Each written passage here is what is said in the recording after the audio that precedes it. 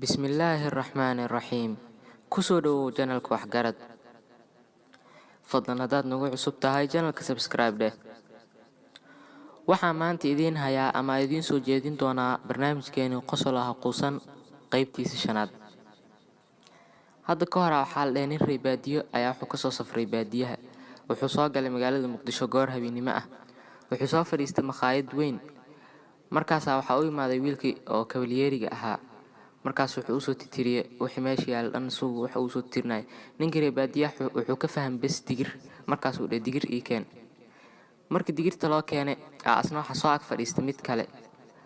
Markaas uu dhahay sidii oo kale kabalyeerigii u imaaday wixii uu tiriyay. Markaas uu dhahay kutuleeti ii keen. Xariifkan markuu digirtiisa markuu dhameystay kutuleetigii wuxuu dhahay bis saaxiib uu dhahay asoo rabo in kutuleeti kale loo keeno.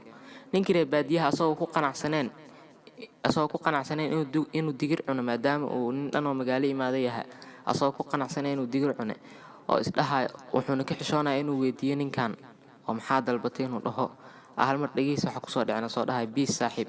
Xariifkii isla markii cunto u maleeyay kii kabalyeeriga intuu wuxuu dhahay bis saaxiib. Xariifkii digir kale loogu soo celiyay asoo yaaban oo si xishood u cunay asagoo yaaban oo diirsan uu meesha ka soo baxay. Markaas uu dhahay balaayo bis saaxiib idin cuntay. Markaas muddo kadib ninkii reer baadiyaha u suurta gashay inuu xaflad oo Xasan Aadan Samatar uu hees ka qaaday inuu tago. Markaas Xasan Aadan Samatar wuxuu qaaday hees macaan oo dadka dhan soo jiiteen. Markaas markuu dhameeyay dadka dhan hal mar waxay dhaheen bis asoo ayagoo ka wadaan noogu soo celiyay. Xariifkii reer baadiyaha intuu geesaha fiiriyay oo yaabuu dhahay war dadka mi waalayeen mis soo cashee miya maxay digirta ku falayaan meesha ma wax meel wax lagu cunaa axsan mi wax kala dalbadaan u taagan no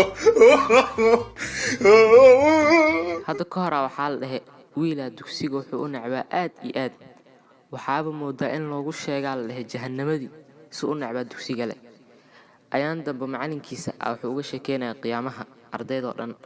Markaas uu qiyaamaha u soo wado wuxuu soo dalo wuxuu dhahay maalinka qiyaamada dhulka waa la laabaa cirka sidoo kale adduunyada dhan dhulka la simaa.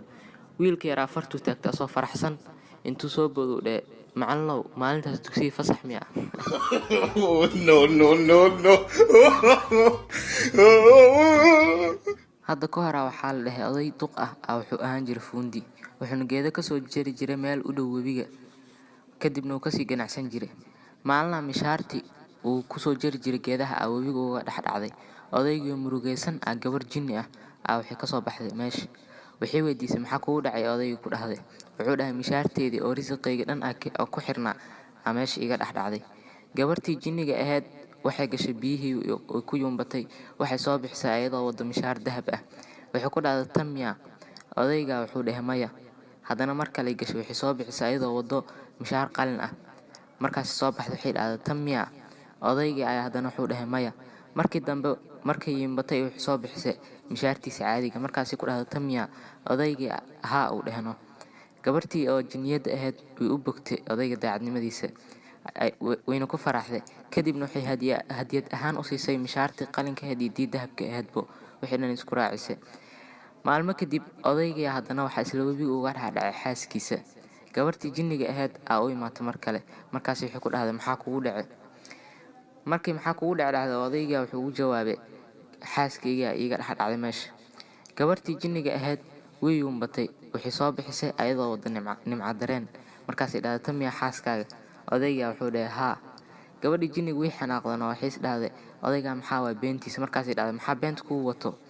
Odayga intuu soo booday wuxuu dhahay waxa ka cabsaday inta may ku dhaho haddana mar kale gashid farxifiska ii soo bixisid haddana may ku dhaho kadib gashid ikraan caraala ii soo bixisid kadibna may ku dhaho haddana xaaskayga markaas kadibna ay soo bixisay ku dhaho kadibna dhahdid odayga daacadnimadiisa u bogay waxa dhan hadiyad ahaan iskugu sii camal intaas ka cabsanaana odaya waxaan dhan tawar mu hayo taagan no